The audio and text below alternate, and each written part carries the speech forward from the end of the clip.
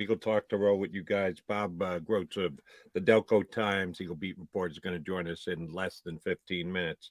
Johnny Mac, I know you kind of dismissed it earlier, but I just want to throw this name into the mix.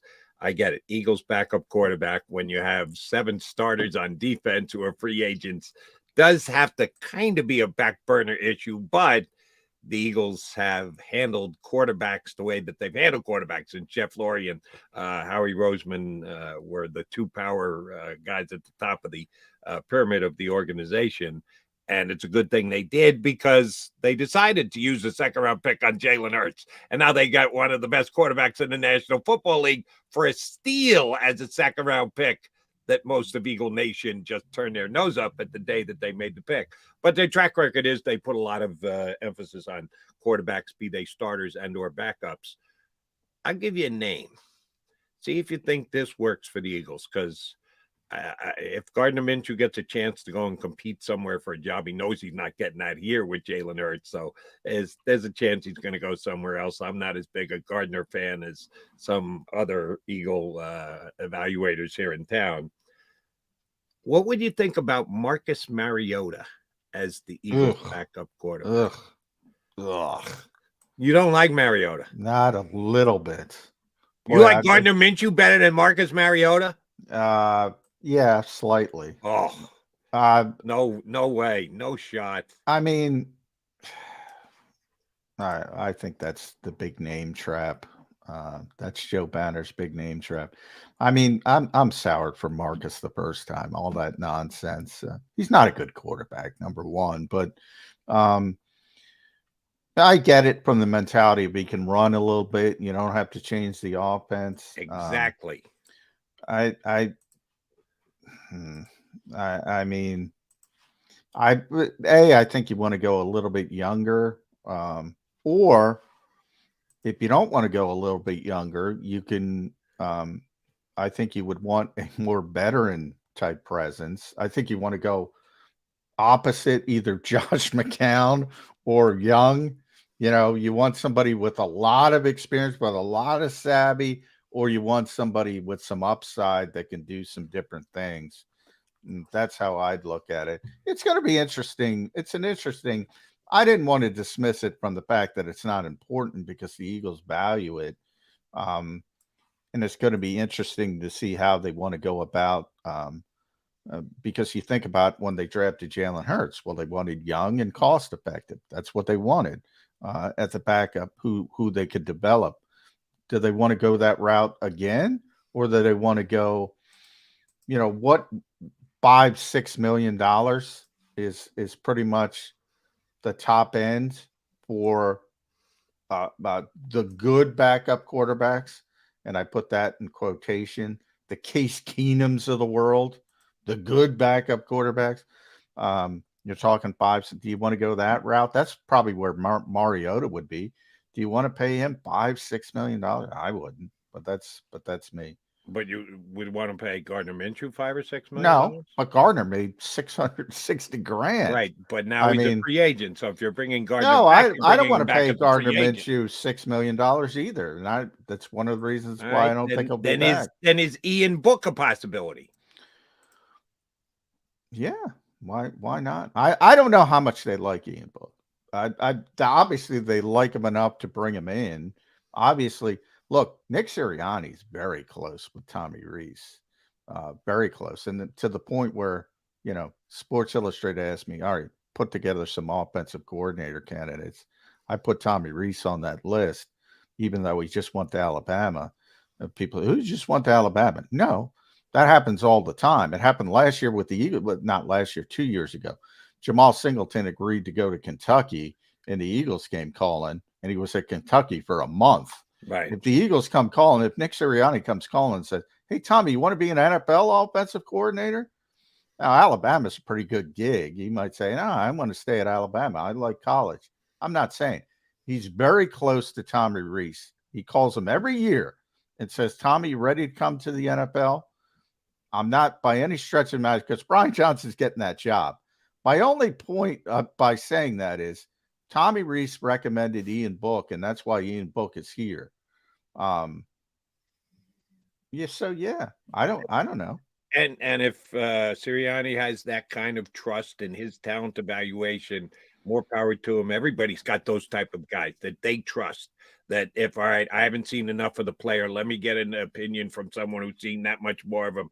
I get that. I understand that. I think it's a smart way to do business. They've had him in practice for a year. What his what Yeah. Well, yeah. Now they should know. is I'm now saying, borderline irrelevant. They have to have their own opinion of what yeah. Ian Book is Oh, or isn't. now I'm saying I have. There's no way I have to tell you whether they have confidence in Ian Book. I mean, they're always going to talk up their players. Go back to last season. Oh, Quez Watkins. Yeah, he's a great wide receiver too. And they're trying to get every wide receiver under the sun, thankfully. Oh yeah, Kerry Vincent. We're very comfortable with Kerry Vincent and Mac McCain and Tay Gowan. Very comfortable. And meanwhile, they're trying to get another cornerback every way under the sun. They're never going to say, "Oh no, Ian Book stinks." They might think he stinks. I'm saying I don't know, Jody. There's no way I Right. can tell you. But you're right. At this point, yeah, they've made their own evaluation. I'm saying they may like the kid. They may really. There's no way I can know that because they're never going to tell me the truth about that. Never. Right. But my point was, if they like the kid now, it's not because a Yeah. former coach said that he was a good player. They've had the No, chance that's to why he evaluate got him here. themselves. That's why he got here. Right. And that's not a bad way to do business. If you don't know a guy and you've got someone who advocates for him and you believe that they've got a great read on him, all right, you take a chance, you take a flyer, and then he's with the team the entire year. Never actually sees the field, but he's with the team and he's working out and he's in practice. And yeah, you have to be able to formulate your own opinion. My opinion is I watched enough of Ian Book at Notre Dame. I don't think he's an NFL quarterback. Just that's my evaluation. If they reached out and had him, it didn't matter who the third string quarterback was this year because they didn't have to lean on their third string quarterback. Unlike the 49ers who got to their fourth string quarterback, the Eagles never even got to their third. So we never got a chance to evaluate ourselves. Here's some of the names. I looked it up really quick. So here's some of the names you're dealing with. Now, I'm not going to talk about the Derek Carrs, even the Baker They're out of that Mayfields. conversation. Yeah, the Jimmy Garoppolo's, Case Keenum, Mason Rudolph, Jacoby Brissett. I'm not even going to bring up Joe Flacco, Andy Dalton because they're so old. Well, but Joe Flacco is the old guy you're talking about, McCown. How about Joe Flacco coming back? I don't think they've already went down that route. I don't think Mike White, your guy, CJ Beathard, Kyle Allen, Taylor Heineke. Taylor Heineke's interesting. I'll take Taylor Heineke to be my backup quarterback if I could get him at a decent money. I like him. He's scrappy. I think as a backup Heineke, quarterback, but I don't think Washington's going to let him get out of town. I'm just throwing him out there. He's a name that piques my interest as a backup. I want everybody to understand as a backup. I know he's not. I know he's not on the list, but I'm telling you, Taylor Heineke will still be with the Commanders. He and Sam Howell will do battle for their starting position. The guy who's going to be available's name is Carson Wentz. Yeah, he's not coming back. I'm pretty confident. That. I'll predict right now they'll be moving off him. Yeah, I think you're right. And Josh Johnson, I'm sure, will be available. Been there, seen that. Don't even kid. Well, in his quest to play for every team that ever existed, he's still got to cross Philadelphia. That's true. He has not been to Philadelphia yet. Yeah. But out of that group that you just ran down, I like Mariota better than any of the others. Now, the price might be overly high. I think the Eagles will look to do it inexpensively because they've got all this other business. They got to take care of all these other guys. They got to get signed. I think they would love to have a rather inexpensive backup. I'm going to give you an inexpensive backup, 2 inexpensive backups who can play the movement-based offense. Trace McSorley, PJ Walker. I like PJ a little bit. I'm not a McSorley guy. They can play they can play the RPO offense though. Although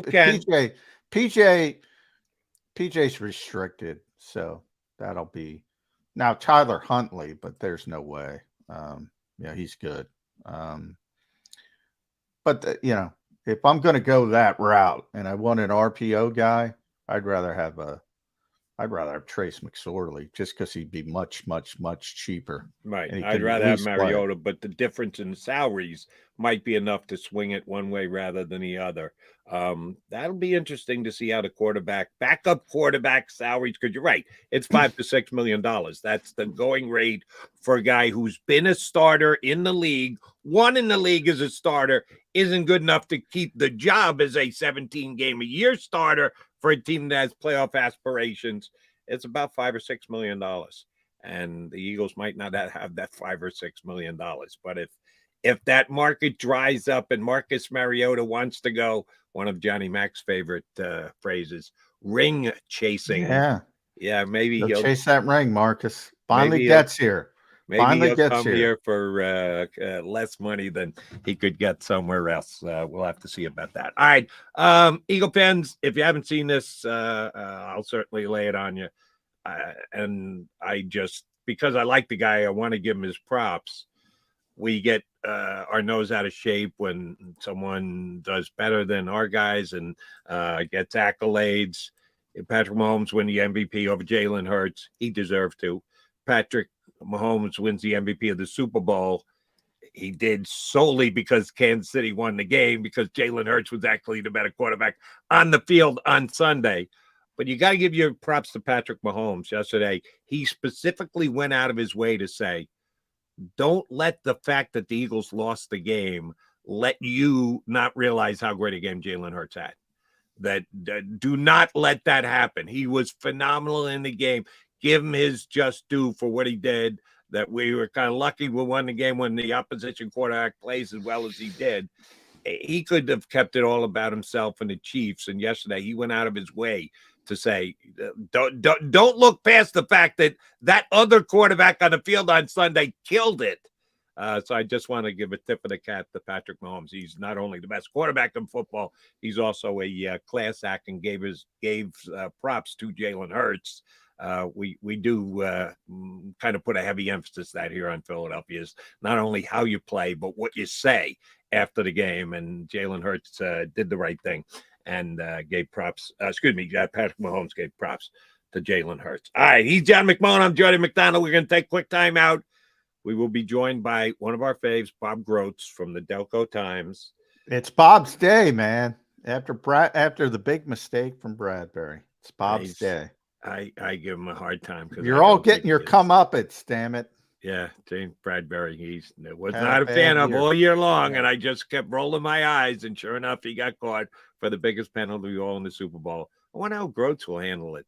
He's not that much of a I told you so kind of guy. We'll see. Bob Groats of the Delco Times is going to join us.